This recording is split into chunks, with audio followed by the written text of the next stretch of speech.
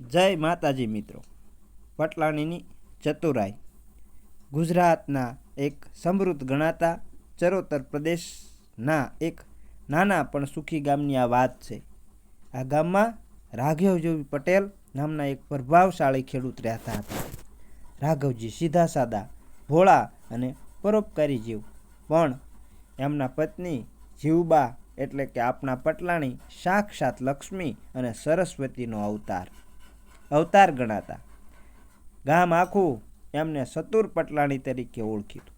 એમની પાસે દરેક મુશ્કેલીનો ઉકેલ સપટી વગાડતા મળી જતો. એક સમયની વાત છે, રાઘવજી પટેલના ઘરે એક મોટી આફત આવી પડી.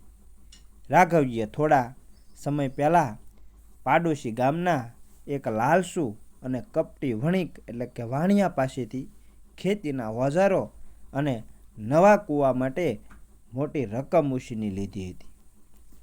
આ વણિકનું નામ હતું શાંતિલાલ, પણ તેના કામ જરાય શાંતિ આપનારા નહોતા. તે વ્યાજ પર વ્યાજ ચડાવીને ગરીબ ખેડૂતોની જમીન હડપ કરી લેવા માટે કુખ્યાત હતો, એટલે કે પ્રખ્યાત હતો. રાઘવજીએ વિશ્વાસમાં આવીને એક કોરા કાગળ પર અંગૂઠો મારી દીધો હતો. વરસાદ ઓછો પડ્યો અને પાક નિષ્ફળ ગયો. રાઘવજી ચિંતામાં ડૂબી ગયા. આ બાજુ શાંતિલાલ વણિકે તકનો લાભ ઉઠાવ્યો.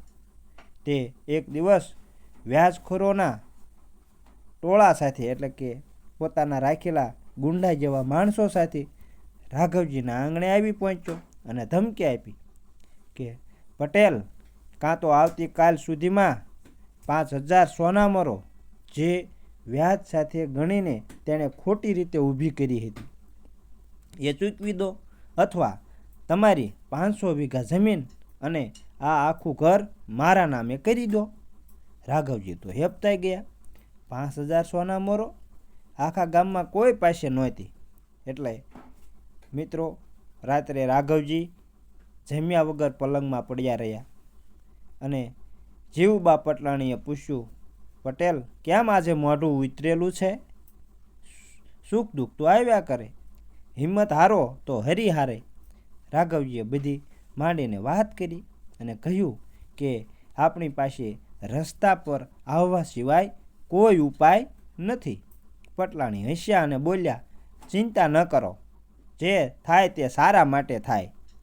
આવતીકાલે શાંતિલાલ આવે ત્યારે તમે એને સીધો જવાબ ન આપતા બધું મારા પર છોડી દેજો. બસ તમે મને 5 હાથ મોટા પથ્થરો અને થોડો લાલ રંગ લાવીને આપો, એટલે કે ગુલાલ લાવીને આપો. રાઘવજીને સમજાયું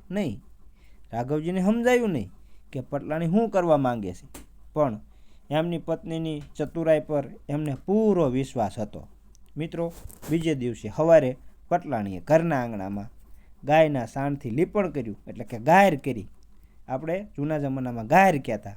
અને સુંદર સાયથિયા પૂર્યા અને પહેલાં જે પથ્થરોને લાલ રંગથી રંગીને એની ઉપર સિંદૂર અને ફૂલ ચડાવી દીધા. જોડાને લાગે કે આ કોઈ રહસ્યમય દેવીની સ્થાપના થઈ છે. બપોર થતાં જ શાંતિલાલ વણિક વટથી ઘોડા પર સવાર થઈને આવ્યો. તેની સાથે લખાણ કરવા માટે કાગળ અને કલમ બંને હતા. શાંતિલાલે બૂમ પાડી, અલ્યા એ પટેલ, કાઢો હોના મરો, નહીંતર લાવો જમીનના કાગળિયા.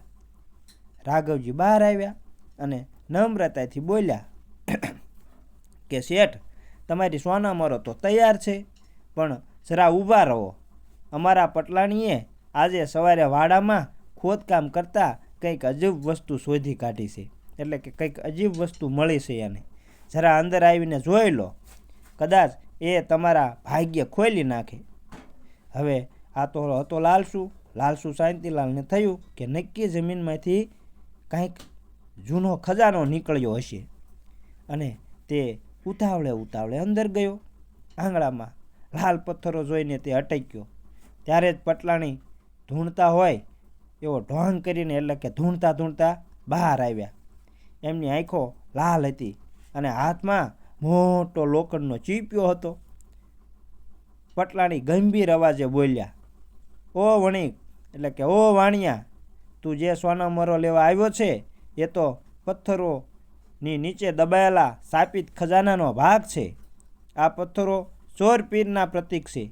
જે વ્યક્તિ આ ઘરની જમીન કે ધન પચાવી પાડવાનો પ્રયત્ન કરશે એના આખા ખાનદાનને પિતૃદોષ લાગશે અને એની હાથ પેઢી સુધી કોઈના ઘેરે પારણું નહીં બંધાય.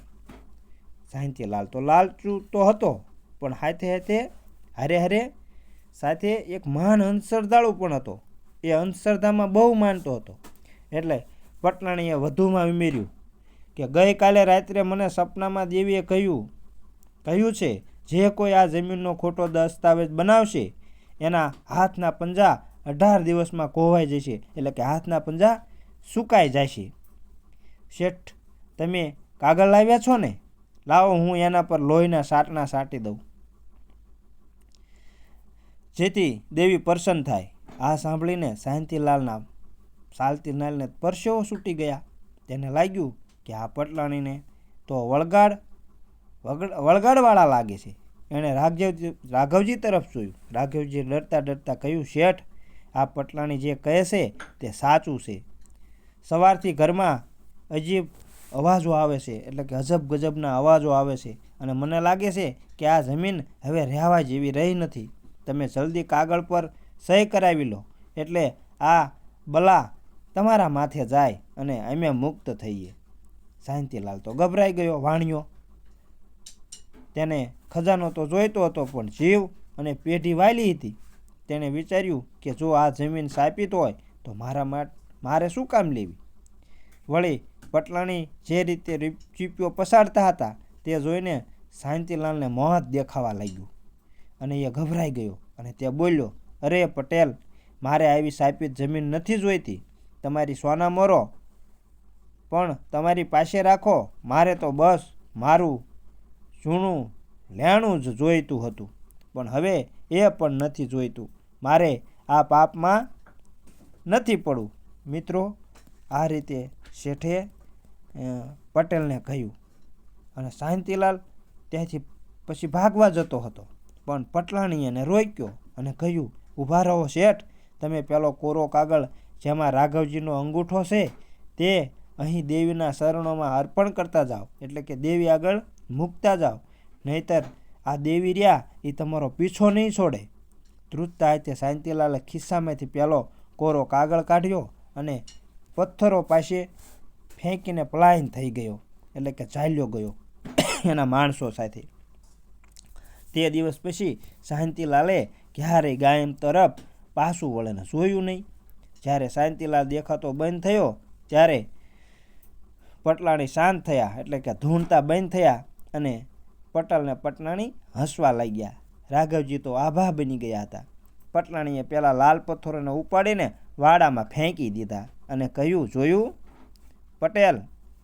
પટેલ, લાલચુ માણસને હંમેશા ડરથી જીતી શકાય છે.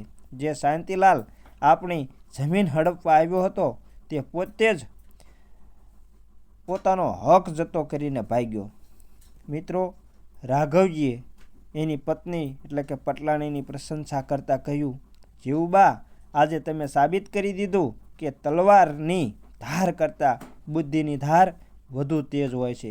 તમારી ચતુરાઈ ન હોત તો આજે આપણે રસ્તે રઝળતા થઈ ગયા હોત. આખા ગામમાં પટલાણીની ચતુરાઈના ગુણગાન ગવાવા લાગ્યા, વખાણ થવા લાગ્યા. મિત્રો, આપણને આ વાર્તા શીખવે છે કે ગમે તેવી મોટી આફત આવે તો ધીરજ અને ચતુરાઈથી કામ લેવામાં આવે તો પહાડ જેવી મુસીબત પણ પાણીના પરપોટાની જેમ ઓગળી જાય છે.